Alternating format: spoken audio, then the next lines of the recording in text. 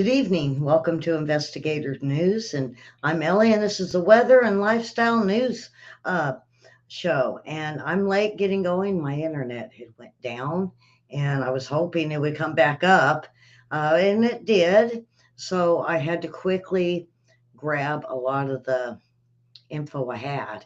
Uh, Karen, what'd you think? I was missing MIA today. And no, I wasn't MIA. I just had internet issues. Um, I think it's because of all the work being done in my neighborhood. And I seen our internet company pull up in front of her neighbor, and I said, "Uh-oh." And then we were down, and I went, "Oh man." So it was 5 minutes before the show, and we deal with this as we move into um, boy, I tell you, folks, as we think the internet would be getting better, but as we're looking at it, my neighborhood is so old. We're 50s. Everything is from the 50s, 60s. And so they're trying to upgrade. And I thought they had the internet, and they said no. Um, Something happened over at the school, and our internet went down. Karen, what do you think? Uh, uh, so I'm trying to catch up on everything here. And weather. Is everybody enjoying this cool stuff? Not for long. The heat's coming back in the 80s. Not bad. Um, and I gotta, I'm kind of behind because I had to quickly pull everything real quick. Well, we have a cross country Um, system that is likely.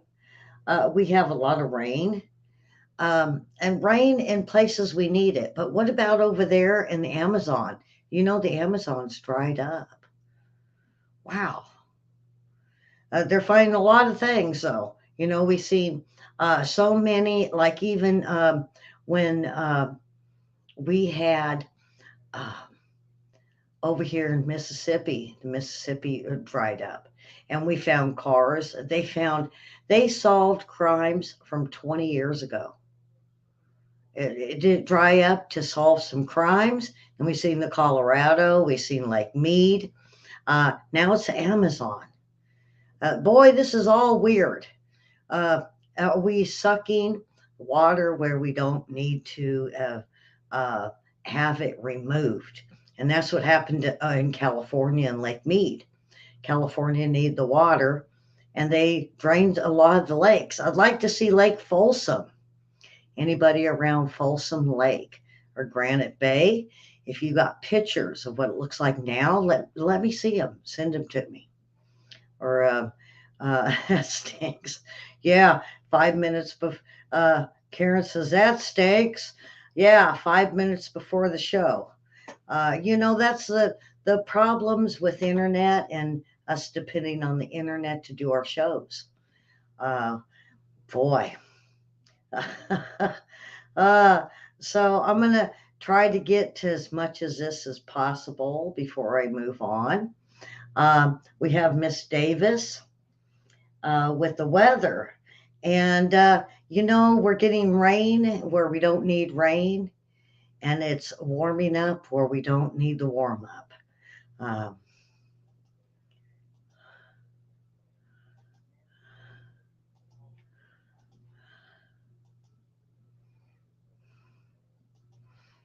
okay, I think I've got this. Oh, yeah, we had her at one point. There we go. Here we go. Well, we have a cross country system that is likely to bring another wet and windy weekend to the northeast. We're tracking this front as it moves across the country and combines with this low hanging off the southeast coast. So by Friday, this is the picture. That front is closing in, and this low starts to deepen on Saturday. That will increase the moisture coming in from the Gulf of Mexico and also the Atlantic, and it ups the wind. So take a look at the wind gusts on Saturday from the mid Atlantic up through northern New England. Ocean City, Maryland, you could be looking at wind gusts upwards of 35, 40 miles per hour all up the northeast coast. We are going to see wind gusts over 20 miles per hour on Saturday. Now, the storm exits on Sunday. We'll have some lingering showers on Sunday, mainly through northern New England. There's a look at the rainfall that could be coming your way this weekend. Widespread amounts of about a half inch to an inch from New York up through northern New England, down through the Carolinas. We could see 1 to 2 inches. New York, like New York needs the rain. Send it south. We need the rain in the south. New York's getting all my rain. And earthquakes. Oh boy. We've had quite a bit, folks. Even though it's only been 28, we seen oh boy. Well, I'm trying to get everything lined up.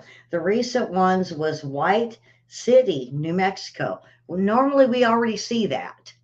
It was a 3.5. The other newest one was in Waikoloa, Hawaii, 3.2. One of the biggest ones we've seen over in Bandar Abbas, Iran, that was a 5.4. Then we seen, uh, it's not letting me move my screen. 5.6 in Loyalty Islands. Then we seen one over in Greece at 5.4. There's not very many. As we look at the Mariana Islands, 4.5, only two in Alaska. Kodiak region, 2.5, up to Central Alaska, it says, for 2.5. It's not letting me increase anything. Petrolia, California, 2.8. San Clemente Island, California, 3.0. And then we go a little bit bigger, 4.3. We're seeing fours. You notice that? All fours. And that was in El Salvador, Costa Rica, 4.0. Over on the islands, 3.6. Did you see they went down over the weekend? We had all the big sixes. It went to fives. And then we had fours and fives. Now it went way down. Was the pressure released to where everything's going down to twos and threes and fours now? That's what I was thinking. So 4.3 in El Salvador. Then we have one lone one in Argentina, 4.6. And that is about it. Everything's small. We're dropping down. So when we see the pressure release from the volcanoes, the earthquakes, and then now everything's gone back down again. Are we going to start back over? But what does this mean? And I sent a message to Dutch Sense and I said, what does this all mean? Because I'm showing my viewers, we went to threes, fours, fives, sixes, and then boom. All the pressure's released. Is there something that's going to happen that's a 7 or an 8? Because this is what he's saying. And I said, I need to have more information because in order to let my viewers know what is going on across the globe, I need to see if this is pointing in the direction of an 8.0, or is it just going to go up and down, up and down, up and down? We've seen this over the last few years, right, Karen? Now, what does it all mean? And see, that's my thing. I want to know why, where, when, and how. And why are we going up and down, up and down, up and down? Are we waiting for the big 8.0? Or are we just going to be a yo-yo until something does happen that's very big?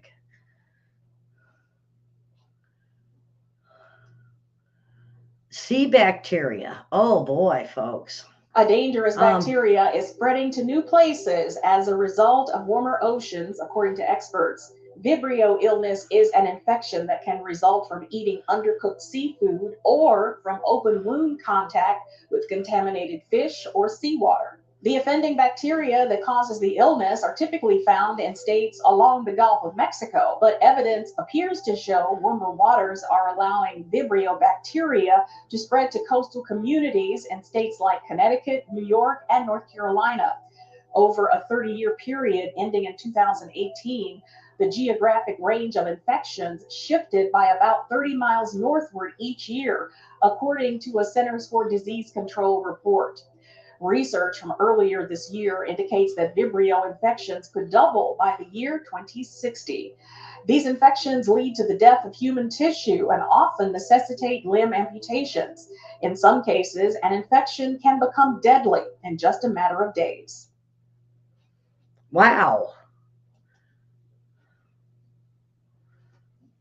That's almost scary. I look at this and I say, wow, along the oceans now, we're starting to see a bacteria. Is this um, uh, the warmer waters in the Atlantic? Well, when you look into the ecology and you say, why are the waters warmer? Well, they said they've been warming up since the Ice Age. So they said before the Ice Age, we had very, very warm waters. And then, of course, when they got too hot, then we went into an ice age. Is Are we leading to an ice age? The ecologists don't know. Why don't they know? They're supposed to know. That's how I feel. Karen, Susan, and William, and quite a few of our recent chatters. Why don't they know? Aren't Isn't that what they specialize in? Is why we're having warmer waters, and is it leading to an ice age again? Mother Nature always heals itself, and history shows when it gets too hot, we move into cooler weather in an ice age. Are we going to move into an ice age, or are they the ecologists of world economics right? And it's just going to keep warming and warming, and we're going to what? Burn up? Doesn't that remind you of the Twilight Zone? Remember the Twilight Zone where I think she's dreaming that everything is getting hot, hot, hot, and when she wakes up, they're in an ice age. She actually had a dream the wrong way. Uh, are we expecting the planet to dry up? Or are we going to go move into an ice age? And which winter are we going to move into the ice age? Awesome. This is a time when we are living in a time of history. This is all going to be written out in history. Phoenix area officials, heat deaths increase again, with more likely to come, they say. Um, the vampire is real and it lives in the ocean. Just when we thought Dracula and Barnabas Collins, remember that from trivia? They live deep in the ocean's surface, resembling a blood sucking monster. They live, like I said, in the ocean and horror movies and Halloween. So at this time of year, Turns of out, course, they're going to vampires want to show you this. And so here we go, the vampire fish. are real. Vampire squid, that is. Much smaller than the blood sucking monsters of horror movies and Halloween, vampire squid are only about 12 inches long, but you can definitely see a resemblance in the huge, bright eyes, proportionally the biggest eyes of any animal. And look at how the webbing that connects the vampire squid's arms is almost like a dark velvet cape. So neat. Like their fictional counterparts, vampire squid also live in darkness. In the squid's case, that means deep in tropical oceans, between 2,000 and 3,000 feet below the surface. That makes them what scientists call an extremophile, or an animal that thrives in extreme conditions. Wow, vampire fish, vampire squid. The deeper we go, and the more of the scientists are putting cameras out there, the more we're finding of these new species, like a vampire squid.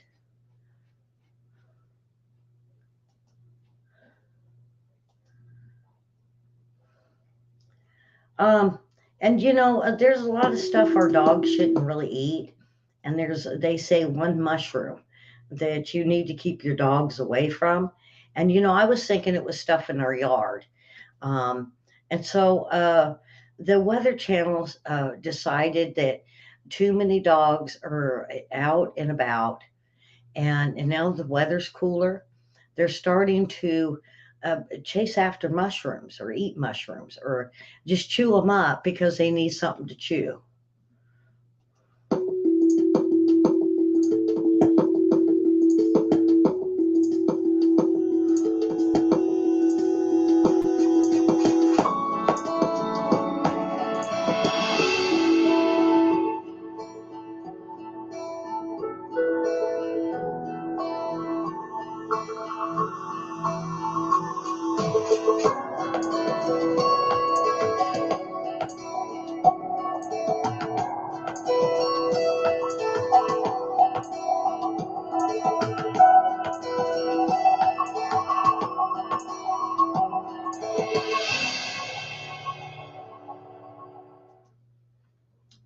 They're saying don't feed your dogs any type of mushrooms, even the ones that are okay in this grocery store, or even onions.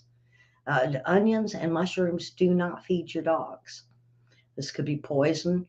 Now, if you're starting to see mushrooms pop up, and they do in the early fall, into fall and springtime, get out there and get them down and get rid of them, get them in the garbage can.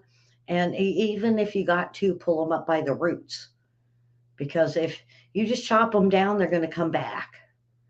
And of course, we love our furry friends. And of course, we don't want to feed them mushrooms or onions. And I mention onions because most onions will upset your dog's stomach. And the other thing is with the mushrooms, or overfeeding your dogs will cause their stomach to turn, and it could kill them. Just be very careful this time of year. So, uh, a woman spots stunning pink grasshopper while on her lunch break, and they're rare. The pink grasshopper, really. A woman went on what she thought would be an ordinary walk during her lunch break, only to spot an incredibly rare insect, and it caught her attention. At first, she thought the creature was a caterpillar due to the unique coloring. Once she got a little closer, she realized it was a grasshopper. Um, and it does kind of look like a caterpillar. Um, and like she said, it was a grasshopper. And chances of seeing a pink grasshopper is one in a lifetime, are thought to be roughly 1% of people will see them. Wow, isn't that luck? So does that bring you good luck for the day? You see a pink grasshopper or something unusual or rare, go buy a lottery ticket. I knew they existed. I read something about them before, she said, but it wasn't until I Googled them that I realized how rare they really were. Um, and it just hopped off.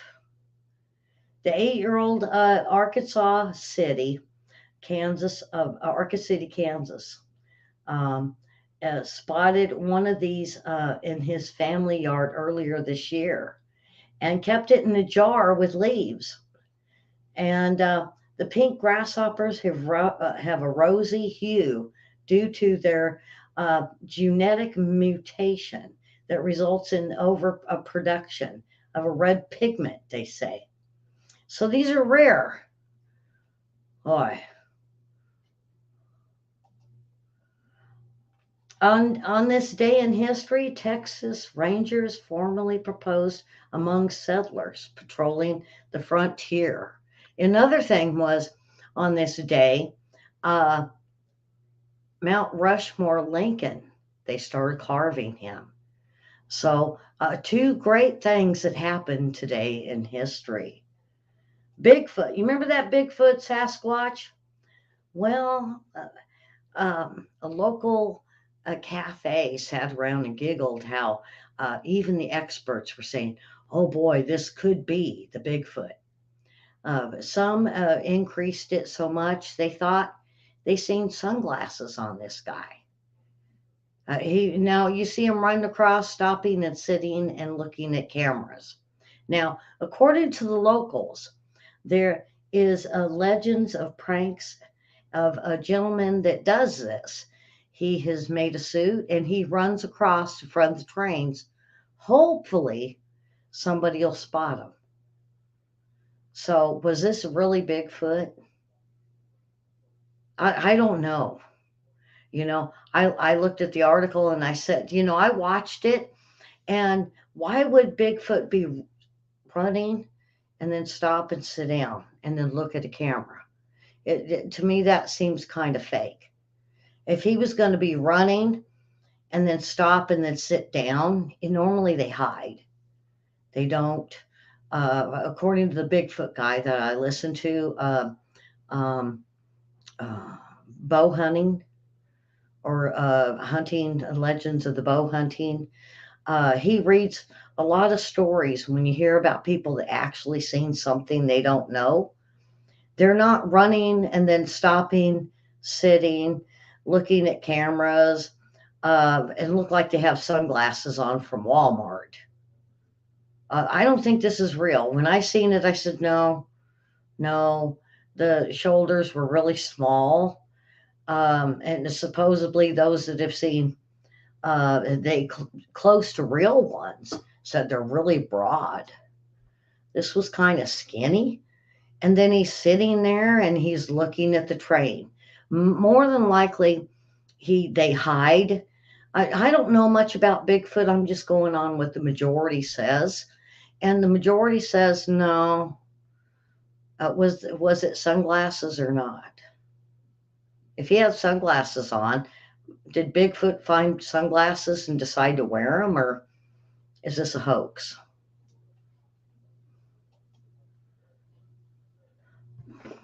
So there's some California dogs that are up for adoption, and they were surrendered with costume jewelry glued to their heads. And when they had to remove them, it caused sores. And they said peanut butter and jelly were left with scars. That's the name of these dogs on their heads from glued objects. They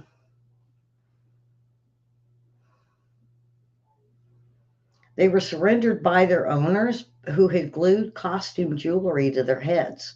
The two dogs, named Peanut Butter and Jelly, were recently brought to Sonoma County Animal Services and were given up by their owner. These 12-year-old dogs were brought in decorated in jewels all along the top and the sides of their heads. Who does that? Don't they know if you super glue these things? It's wow. PBJ were then brought to Muttville Senior Dog Rescue with scars from the jewels and some jewels still attached to their head that could not be removed. They were finally ready to find their forever homes. These are cute little dogs. I mean,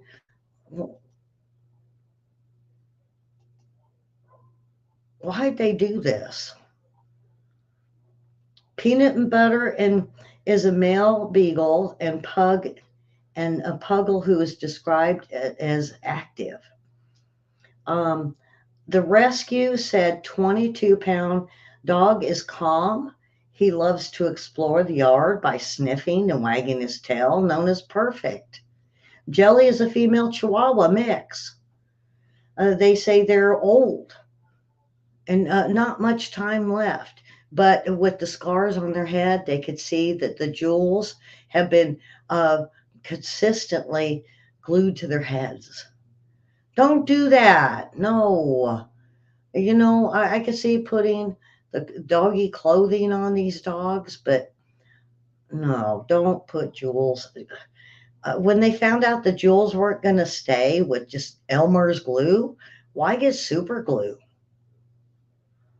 The pair's foster mother, Lisa, created a social media page that has received over 2.7 million views. Some of the comments wrote, "Thanks for helping them, and I hope they get a good home as soon as possible." Folks, don't respond unless you're going to take these dogs. I mean, the owner's hoping the next post is going to be, "Can I get your name or number?" Not, "Hey, I'm thankful you took care of the dogs." I know they love that, but what they're looking for is a home. So refrain from just saying horrible, how horrible, this was rotten, how dare they, this is cruel, unusual punishment.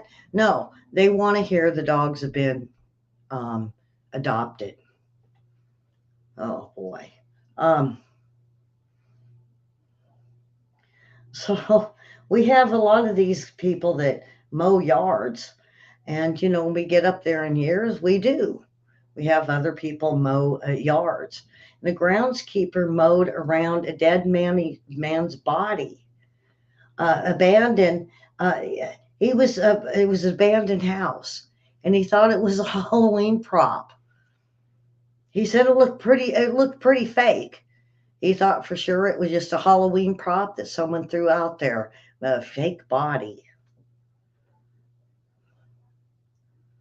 Mr. Owens, 34, was last reported seen on October 8th, 2 days before authorities found him face down and half naked in the yard next to China Grove, North Carolina. The house has apparently been empty for a very long time. They're thinking this was easily thrown there by someone that thought, since no one has property, it's overgrown, they won't find this body for a very long time. But a groundskeeper or someone nice decided to mow the yard down, but he mowed around it. And then when he started taking a really good look at it and kind of pushing on it a little bit, he found out this was a real body. Nope, it wasn't a prop for Halloween. It was real. Wow. All right. So we're on to the funny post. I know I started late. I've been through all of everything I went to get. I pulled, and they found a 5,000-year-old wine in Egypt in a tomb, and they found dozens of pottery that was filled with wine that was 5,000 years old. So I wonder who's going to test it and drink it to see if it's any different. Somebody is. All right, airbag contest. A success, they say. Detroit with a third of quarter sales, sluggish, and its share of the domestic market down 11%. General Motors unveiled the new instant win airbag contest Monday. The new airbags, which award fabulous prizes upon violent high speed impact with another or stationary object, will come standard in all of the company's 1997 cars. Is this getting creepy to you? Auto accidents have never been so exciting.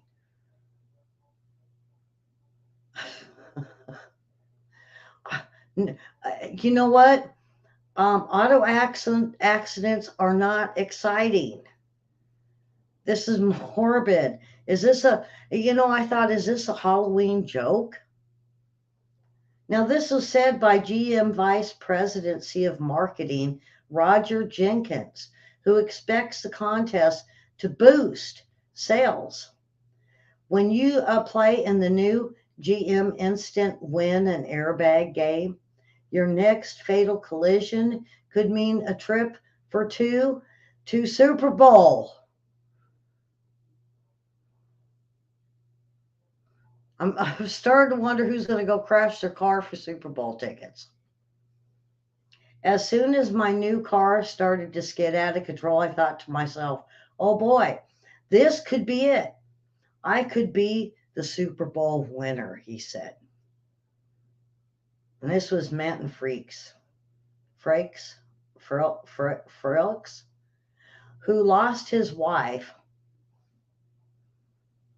but won $50 Sunday when the Buick LeSabre, they were driving, hit an oil slick at 60 miles per hour and slammed into an oncoming truck.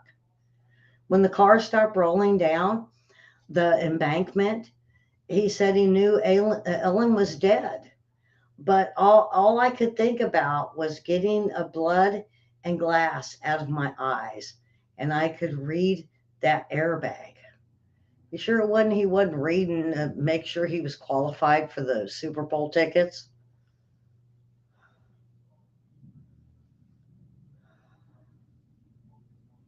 This is just creepy. And why is GM backing us up? It's been so received in the past that nobody really liked car wrecks. And that's understandable, but after all, they're scary and dangerous and sometimes fatal. But now, when you drive a new GM car or truck, your next serious crash could mean a serious crash. Who would want that? But they said GM's official contest rules: odds of winning the grand prize for Cutlass Supreme, $43 million. No wonder people are running out and crashing their vehicles. They're like, steal me, guy, and hurt me, to the gangs.